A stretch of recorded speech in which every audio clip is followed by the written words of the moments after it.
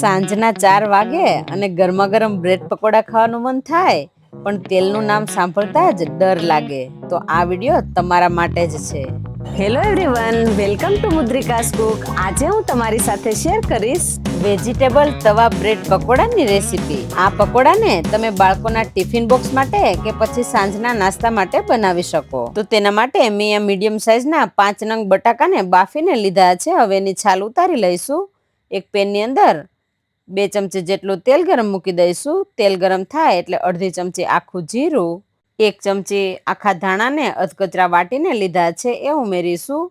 મીઠા લીમડાના પાન, 2 ચમચી જેટલી આદુ મરચાં અને લસણની પેસ્ટ લેવાની છે. તો આદુ મરચાં અને લસણને મેં આ રીતે અધકચરા વાટીને લીધા છે, જેનાથી ટેસ્ટ ખૂબ જ સરસ આવે છે. આદુ મરચાં અને લસણની પેસ્ટ કરતાં વાટેલા હોય તો એનો ટેસ્ટ વધારે સારો આવે છે. સ્વાદ અનુસાર મીઠું, અડધી ચમચીથી ઓછી હળદર, અડધી ચમચી ધાણા જીરું પાવડર, ચપટી ગરમ મસાલો, ચપટી હિંગ, 1 ચમચી ચીલી ફ્લેક્સ. હવે આ બધા મસાલાને બરાબર મિક્સ કરી લેવાના છે. આની અંદર તમે તીખાશ પ્રમાણે મરચાં અને ચીલી ફ્લેક્સનું પ્રમાણ રાખી શકો. જો બાળકો માટે બનાવતા હોય તો તમે ઓછું પણ ઉમેરી શકો. હવે 2 ચમચી જેટલું તેલ ઉમેરી અને બધી વસ્તુને ફરી પાછી મિક્સ કરી લઈશું. જો બાળકોને પનીર ભાવતું હોય તો તમે છીણીને આની અંદર પનીર પણ ઉમેરી શકો. હવે તૈયાર થયેલા મસાલાને બાફેલા બટાકાની અંદર ઉમેરી દઈશું અને બટાકાને ભાંગી અને મેશ કરી લઈશું અને બરાબર મિક્સ કરી લઈશું. હવે મેં અહીંયા 1 વાટકો ભરીને બેસન લીધો છે. બેસન મેં અહીંયા ચાળીને લીધો છે. એની અંદર 3 ચમચી જેટલો ચોખાનો લોટ ઉમેરીશું. 1 ગાજર, 1 કેપ્સિકમ, 1 નંગ ટમેટું અને 2 નંગ ડુંગળી લીધી છે. એને ઝીણી સમારીને લીધી છે. એ લોટની અંદર ઉમેરી દઈશું. અહીંયા તમે જે ભાવતા હોય એ શાકભાજી આની અંદર ઉમેરી શકો. સ્વાદ અનુસાર મીઠું, અડધી ચમચીથી ઓછી હળદર, ચપટી અજમો, 1 ચમચી લાલ મરચું. આપણે બટાકાના મસાલાની અંદર પણ લીલું મરચું અને ચીલી ફ્લેક્સ ઉમેરેલા છે એટલે એ પ્રમાણે લાલ મરચું ઉમેરીશું.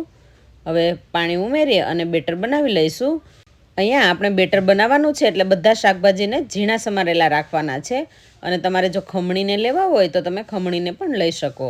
બાળકો શાકભાજી ન ખાતા હોય તો આ રીતે બેટરમાં તમે શાકભાજી ઉમેરી અને ખવડાવી શકો. હવે ઉપરથી ઝીણી સમારેલી કોથમીર ઉમેરી અને બધું બરાબર મિક્સ કરી લઈશું. તો અહીંયા આ રીતનું મીડિયમ થીક એવું આપણું બેટર બનીને તૈયાર થઈ ગયું છે. અને બટાકાનો મસાલો પણ તૈયાર થઈ ગયો છે. એની અંદર ઝીણી સમારેલી કોથમીર ઉમેરી દઈશું અને 1 લીંબુનો રસ ઉમેરી અને બધું બરાબર મિક્સ કરી લેવાનું છે. તો અહીંયા બટાકાનો મસાલો પણ તૈયાર થઈ ગયો છે. આ બટાકાના મસાલાની અંદર જો તમારે પનીર ખમણીને ઉમેરવું હોય તો તમે ઉમેરી શકો. હવે મેં અહીંયા રેગ્યુલર બ્રેડ લીધા છે. હવે બ્રેડને બેટરમાં બોળી અને શેકી લઈશું. તો તેના માટે મેં અહીંયા તવી ગરમ મૂકી દીધી છે. આ રીતે બેટર લગાવી અને બ્રેડને શેકી લેવાની છે. અને બ્રેડને બેટરમાં ઉમેર્યા પછી તરત જ આપણે કડાઈમાં ઉમેરવાની છે. જો વધારે સમય બ્રેડને આપણે બેટરમાં રાખીશું તો એ પોચી થઈ જશે અને તૂટી જશે. એક બાજુ શેકાઈ ગઈ છે. હવે બીજી બાજુ પલટાવી દઈશું. શેકતી વખતે તમારે બિલકુલ તેલ ન ઉમેરવું હોય તો આ રીતે નોનસ્ટિક પેનનો તમે ઉપયોગ કરી શકો અને બિલકુલ તેલ વગર પણ તમે આ બ્રેડ બનાવી શકો. આવી જ રીતે આપણે બીજી બ્રેડને પણ શેકી લેવાની છે. તો બાજુમાં આપણે આ રીતે બીજી બ્રેડ પણ શેકાવા રાખી દઈશું અને જે બ્રેડ શેકાઈ ગઈ છે એના પર બટાકાનો મસાલો લગાવી દઈશું. તો 1 ચમચી જેટલો આ રીતે મસાલો બધી બાજુ બરાબર લગાવી દેવાનો છે. બેટર લગાવેલી બ્રેડ એક બાજુ શેકાઈ જાય એટલે એના ઉપર રાખી દેવાની છે અને પલટાવી દેવાની છે. તો 1 ચમચી જેટલું તેલ લગાવી અને બ્રેડને બંને બાજુ શેકી લેવાની છે.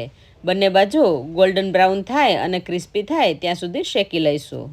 જો તમારે તળેલા બ્રેડ પકોડા ન ખાવા હોય તો તમે આ રીતે શેકીને પણ પકોડાનો ટેસ્ટ માણી શકો.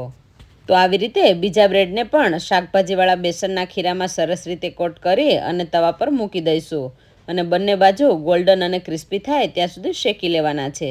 હવે વચ્ચે બટાકાનો મસાલો લગાવી અને બંને બ્રેડને પેક કરી દઈશું અને બંને બાજુ ક્રિસ્પી થવા દઈશું. અહીંયા તેલની જગ્યાએ જો તમારે શેકવામાં બટરનો ઉપયોગ કરવો હોય તો તમે કરી શકો. બટરથી પકોડા એકદમ ક્રિસ્પી અને ખાવામાં પણ એકદમ ટેસ્ટી લાગે છે.